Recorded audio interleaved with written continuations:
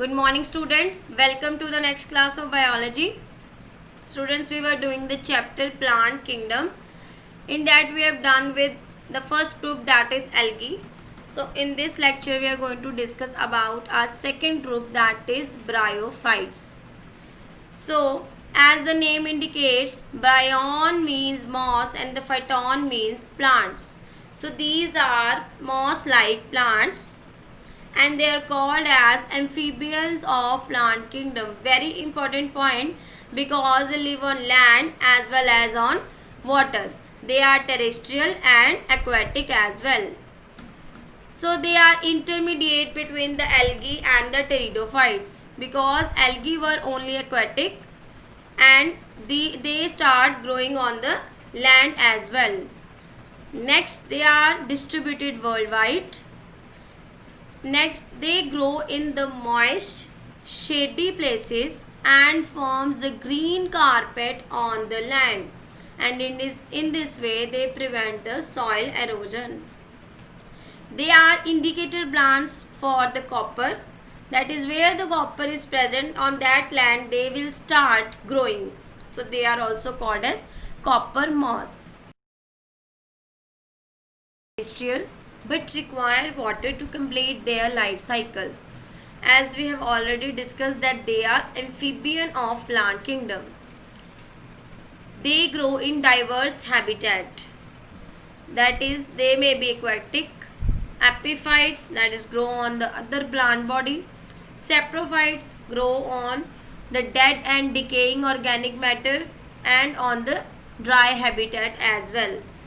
There is no root present. Instead of roots, there are rhizoids present, which are not true roots but are kind of weak roots. Plants are small sized, few to 30 to 40 centimeter in length. If we talk about the tallest bryophyte, it is Dawsonia, which is 70 centimeter in length. Next, we will discuss about the reproduction in bryophytes.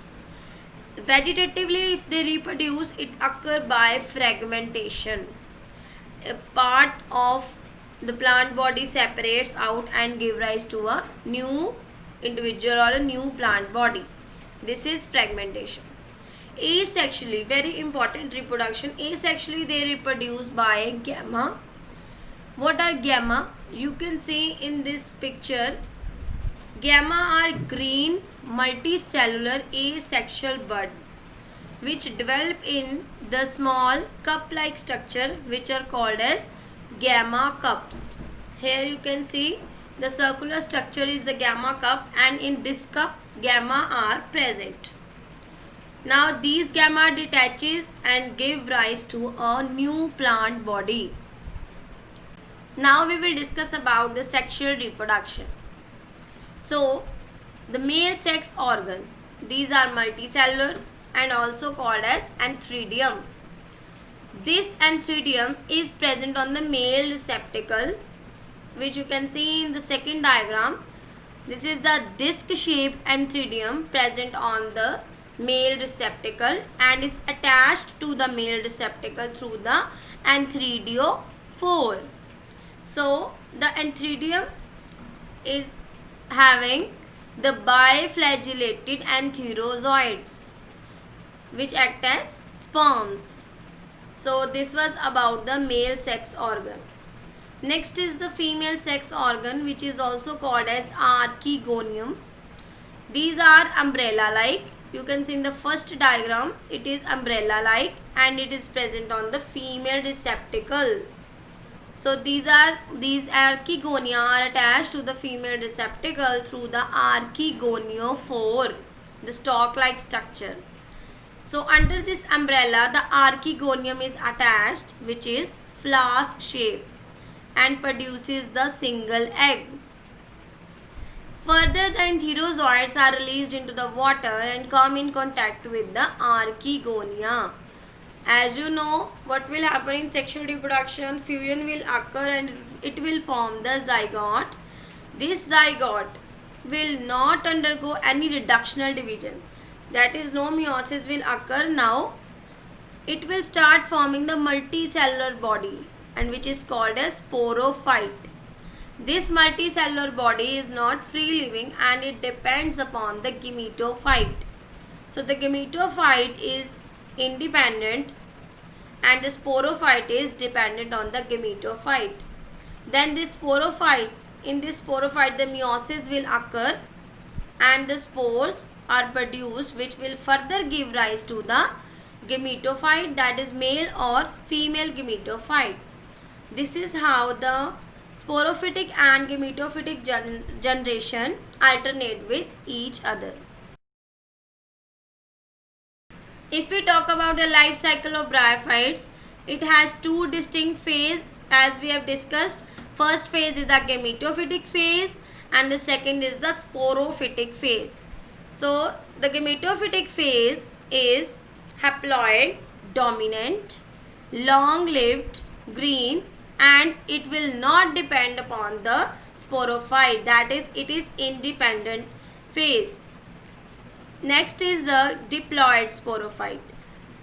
It is short-lived and is dependent upon the gametophyte. Next, we will discuss about the bryophytes are mainly categorized into liverworts and the mosses. Liverworts are those which look like liver, has thallus-like body, that is no proper differentiation of true root, stem and leaves. Example is Marchantia and Riccia. Dominant phase is again gametophytic phase, that is haploid phase. Asexual reproduction occur by gamma, which are green in color, and asexual bud. They have rhizoids. See, the rhizoids are aseptate. There is no septa in the rhizoids. Example is Marchantia and Riccia. We have already discussed about the sexual reproduction of Marchantia. Next is the mosses. See, the main plant body is again haploid. Example is Funaria, Polytrichium, Sphagnum. Dominant phase is the gametophytic phase, but the twist is that it further has two phases. That is why it is separated as mosses. The first stage is the protonema stage, which is also called as juvenile stage, and the second is the leafy stage. We will discuss both the stages in the next slide. The rhizoids in this case are septate. They have a septa. So the first stage is the protonema stage and the second is the leafy stage.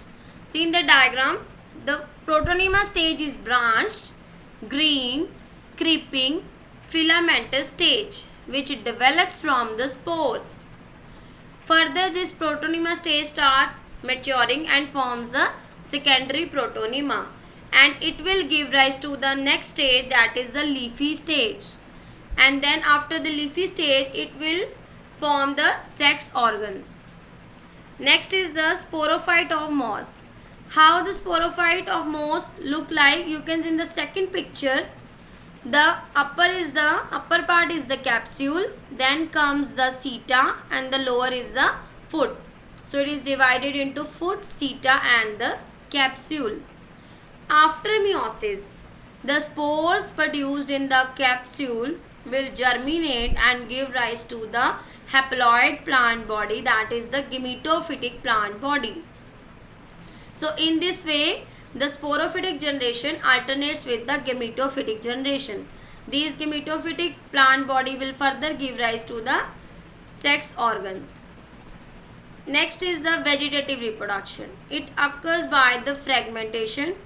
In the first picture, see, in the protonema, the bud is present on the branch and it will give rise to the new plant body. So next we are going to discuss about the economic importance. First is they are used as fuel. Example is sphagnum. It is also called as peat moss. Second, they are used as hydrocolloids. That is, it has water holding capacity and used for transshipment. That is to transfer the organism from one place to the another. Third, they grow with the lichens. Lichens are the symbiotic association of algae and the fungus.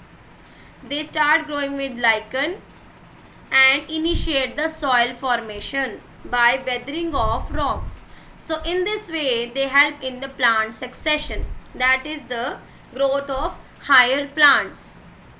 Next, they prevent soil erosion. We have discussed in the general characteristics that they form mat on the land. You can see in the first picture. Next, they are indicator plants for copper. The land which is rich in copper, there they start growing and they are also called as copper moss. And the last is they are used by the gardeners to store the cut plant parts because the bryophytes keep them moist. So this was all about the economic importance. With this, our second group bryophytes is completed. In the next lecture, we will do our third group, that is the pteridophytes. Thanks for watching the video.